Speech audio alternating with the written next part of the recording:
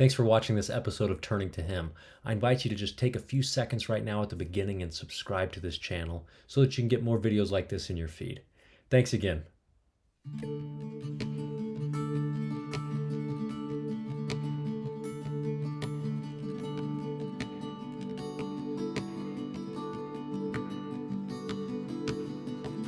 Hello, everybody, and welcome to Turning to Him. My name is Zach Batty, and this week I am here with Sven. I want to get this right. Sven Hagenfors. Was I close? Yes, you were close. Thank you. Well, thank you so much for being with us today. We really appreciate you taking the time. It's a blessing to be here. Thank you for letting me on. Sven, where are you from? I'm from Gothenburg, Sweden. So basically Northern Europe. Okay. And let's see, if I'm remembering my geography correctly, Sweden is a long country. Is that true? Yes, in near the Baltic Sea, and it's Norway to the left and Finland to the right. And are you in northern Sweden or southern Sweden? I'm on the west coast, like a little bit more the south of Sweden. But yeah, Okay. Okay. Uh, Winter has hit. I'm sure, of course, winter really never leaves Sweden. this is the first day with like minus degrees Celsius. So yeah, it's lovely. I like it. Awesome.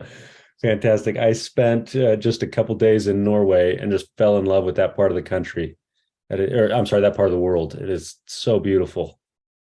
So Yeah, it's beautiful. very lovely over there. I like it there. Have you lived in Sweden your whole life? Yes, I'm lived in Sweden my whole life. Okay. Um, to start us off, tell us about your growing up years. What is life? What was life like for you? Okay, so I grew up in the house I'm living in right now. Actually, like my parents owns a big house, and me and my brother, we grew up together. We are sadly 3 months premature, and he had complications. So he has been in a wheelchair for his like whole life. So a lot while growing up, my parents had to focus on him. So I was always on my own, out playing video games. I was like, I was a very independent kid, I want to say. And I'm still kind of independent, but as a child, I did a lot of things for myself. And I kind of liked it. I kind of was just on my own floor, my own room, like hanging out, playing video games with friends, going around in the nature around here because I live in a part of Gothenburg, which is like a lot of nature around. Like there's a lot of like there's a big garden kind of thing. Like it's very cool. So my life as a child was very nice. I like I wasn't religious at all when I was a child. I was an atheist. My parents were Buddhist, but they didn't want to force it on me. So like they were like, decide by yourself. And apparently, when I was like 5 years old, I told my mother, I was like, there's not a God. And that was that. I really never thought about it as a child. I was just like rolling along with life.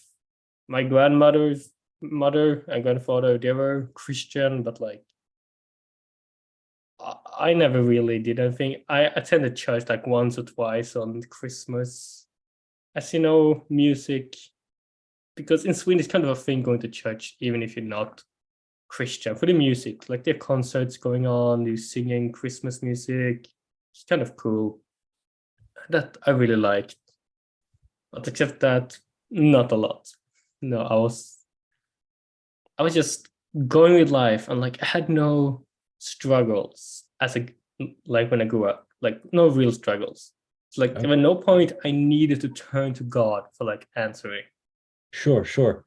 Do you feel like there was a heavy Buddhist influence in your household growing up, or because I mean, you also said that your parents wanted you to choose for yourself. Yeah, Um, no, there were no influence.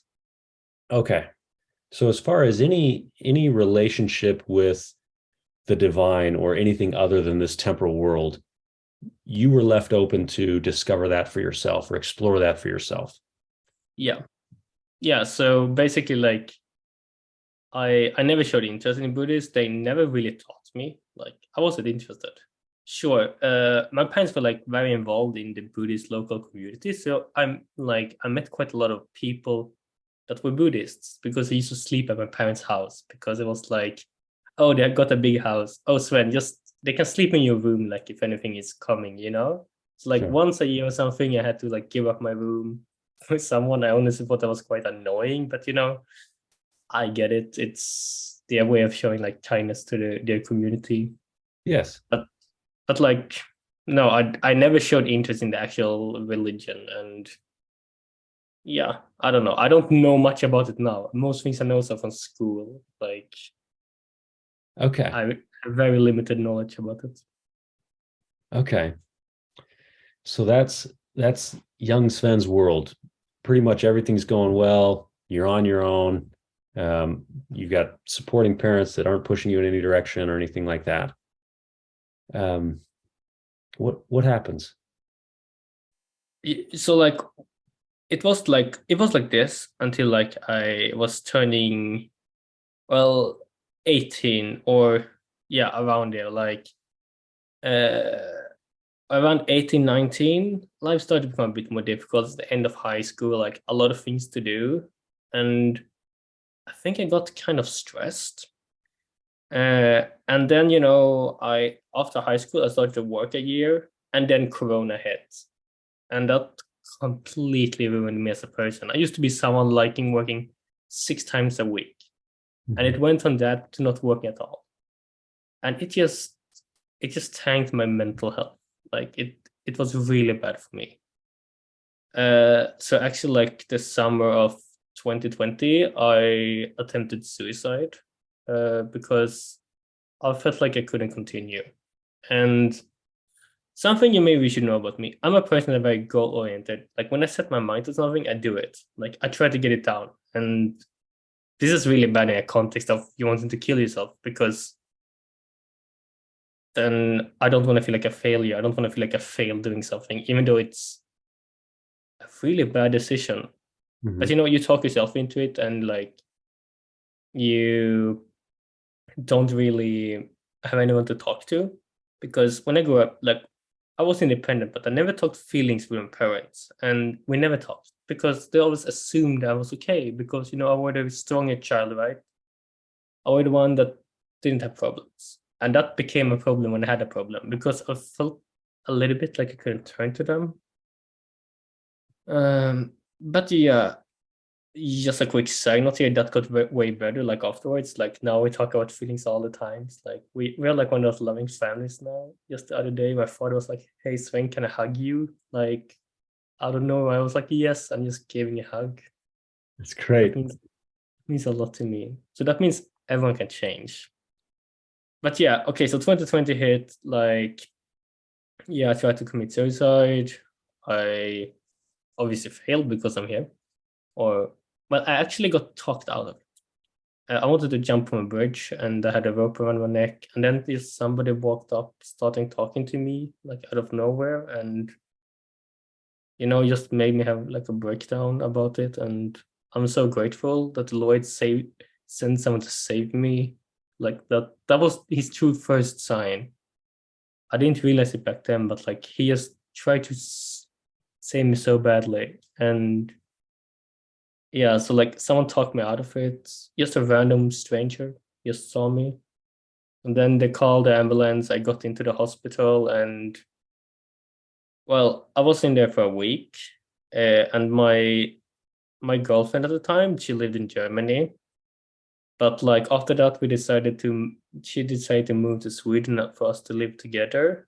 And now when I think back about it, that went very quickly. I didn't think that was the best thing to do now, but then I was like, yes, this is such a good thing to do. But it really wasn't. And honestly, after the first suicide attempt, like life continued. I started studying software engineering and management. I never truly dealt with the problems a suicide attempt got. And because I didn't get any therapy really, I went on some medication for a while, then stopped. And then about like a little bit more, like uh September, I think it was last year, or October. October maybe was last year. So like 1.5 years later. I attempted suicide again. Uh, and this time I also survived, but this time like I cannot continue this road, of like getting worse, then getting better, and then getting worse again. I was like, this is not working. And I really was just like, I started to look like for answers. And the first religion is like Christianity, because like we live in the Western world. Christianity is like the religion, right?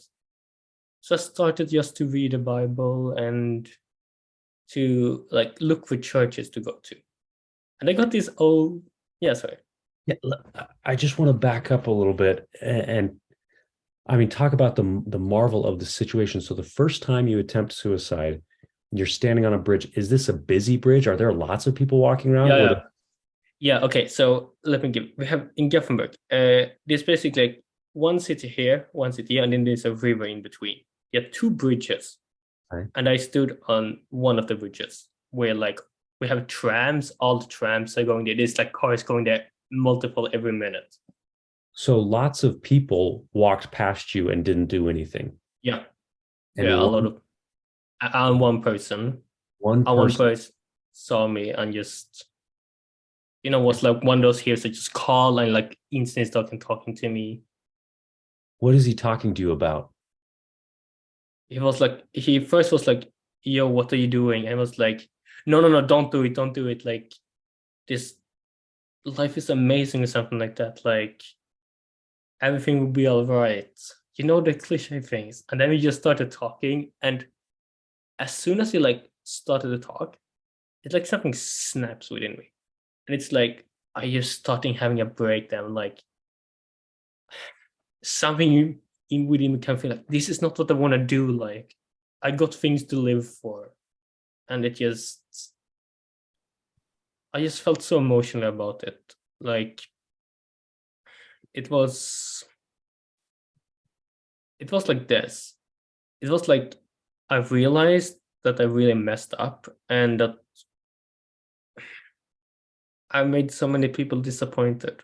I disappointed myself, but more that I disappointed my whole family. Like, this was really hard for my parents, especially my father, because he had a little brother that committed suicide a long time ago. That I actually didn't know committed suicide until afterwards. I never kind of knew how, I never knew how he died, but apparently he had committed suicide. And he was around my age when he did it, and it was like really hard for him. And like, So, sorry, go ahead. no, no, yeah, it was like hard for him to like deal with this because I woken up things within him that he thought was buried.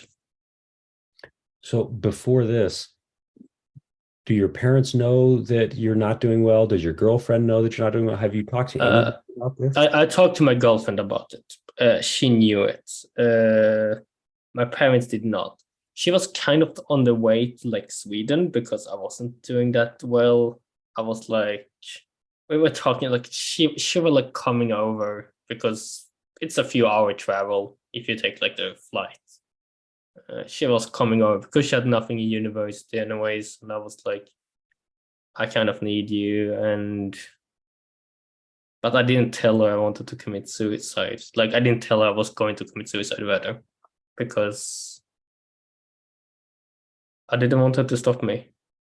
I I felt like I didn't want to get talked out of it. Wow. Well, I mean, there's a message right there of be the person on the bridge that stops. Yeah, always. I do that every time. Like, if you see anyone in public crying or something, you just walk to them, ask them how you're doing. Like, be the person. Be 50 minutes late because you helped someone. Yeah. It's be a servant. Like, help people no matter what. And that's like one of the things I try to do now. Like, I always try to help people if I can. Have you interacted with that individual at all? Do you know who they are? No, I have no idea who it is. It's like a random person. I can't even I don't remember their face. Yeah, yeah. Wow. Well, that's my first takeaway from this is potentially hundreds of people walked past you. And I'm sure that they're all great people. I'm sure that they love their kids and they take care of their spouses and they're wonderful people. But one individual saw a problem, saw a potential situation, and stepped in to help.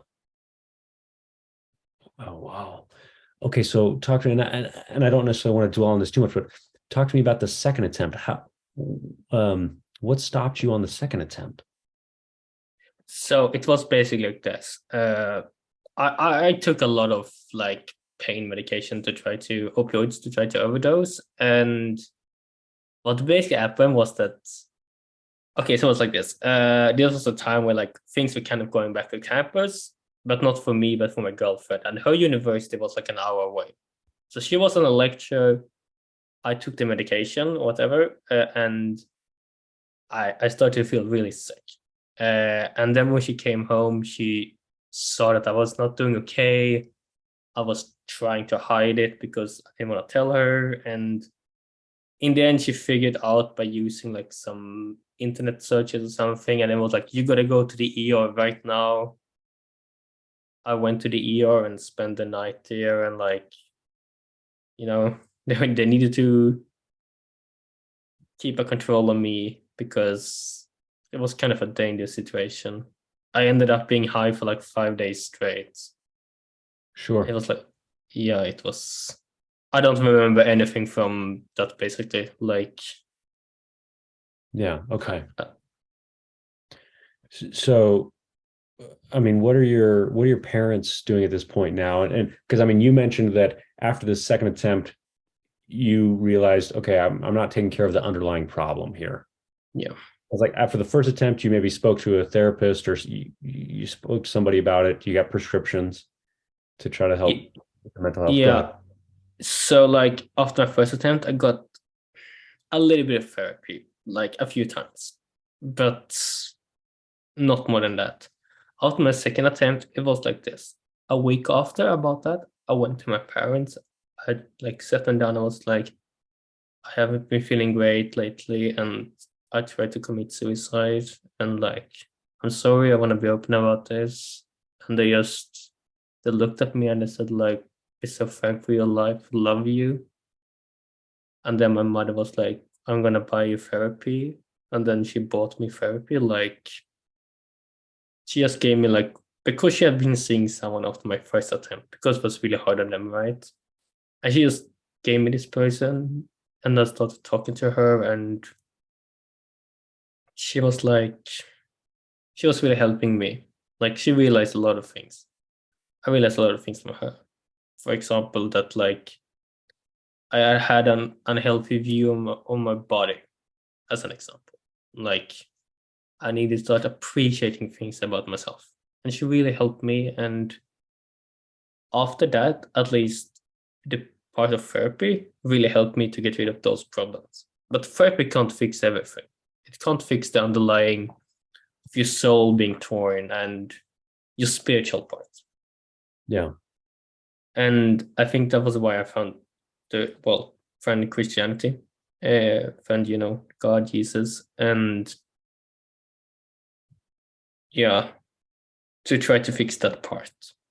Even though I didn't really know at the moment that that was the part I wanted to fix, I realized that that was something I needed in my life because I needed to make drastic change. I needed to find out why is it just going around and around? What can I do to break the circle, to break the bad trend?